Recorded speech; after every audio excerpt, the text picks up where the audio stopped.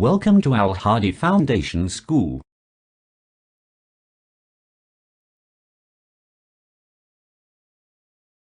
Welcome to Al Hadi Foundation School. Dear students, we are going to start our English lesson. Please open your books. Page number 9. Lesson number 1, Part 2, A Night in June. जून की एक रात. Basically, in this poem, the poet tells us about the beautiful scene of night, that night in June.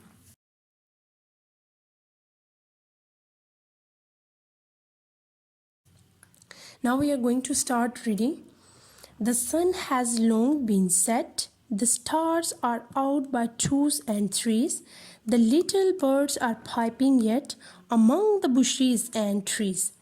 There is a cuckoo and one or two thrushes, and a fur of wind that rushes, and a sound of water that gushes, and the cuckoo's sovereign cry fills all the hollow of the sky. Now students, we are going to translate this whole poem.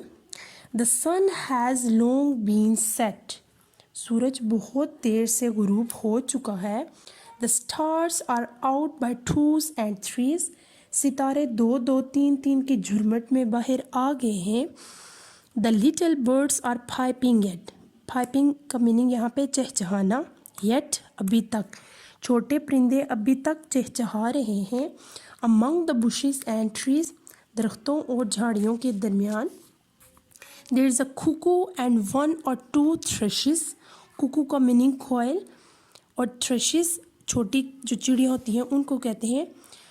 There is a cuckoo and one or two thrushes. और यहाँ एक कोयल है और एक और दो छोटी चिड़िया. And a fur of wind that rushes. Rushes mean तेज़ी से घूमना, तेज़ी से चलना.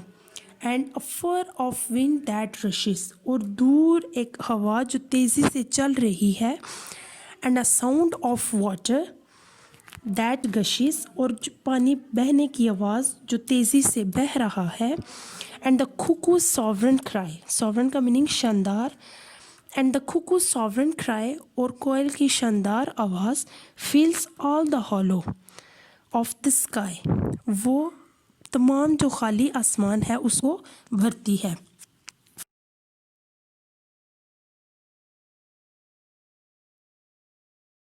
Going to discuss the exercise of this poem. Question answers. The first question is, how are the stars appearing in the sky? यानी कि सितारे आसमान पर किस तरह नमूदार हो रहे हैं. तो आपकी पोएम में सेकंड जो लाइन है कि stars are out by twos and threes, यानी कि जो सितारे हैं वो दो दो तीन तीन करके नमूदार हो रहे हैं. The second question is, have the birds stop their singing, कि क्या परिंदों ने अपनी गाना रोका. तो जो आपने थर्ड लाइन पोएम में पढ़ी थी, the little birds are peeping yet, यानी कि छोटे परिंदे अभी तक गा रहे हैं, तो उन्होंने गाना नहीं छोड़ा. तो इस क्वेश्चन का आंसर होगा नो.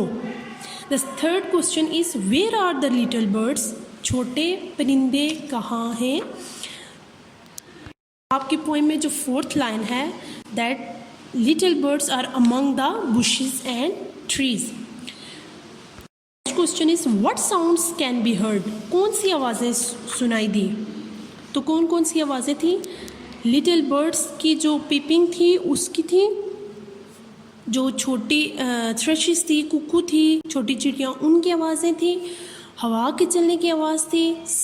वाटर की आवाज़ थी, जो पानी चल रहा था उसकी आवाज़ थी. और कुकू जो थी उसकी आवाज़ थी.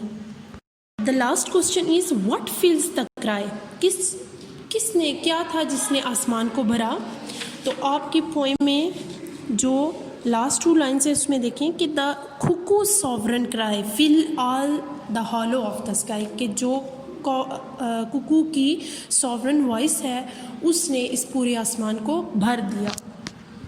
This is it for today's. Thank you so much. अल्लाह हाफिज़.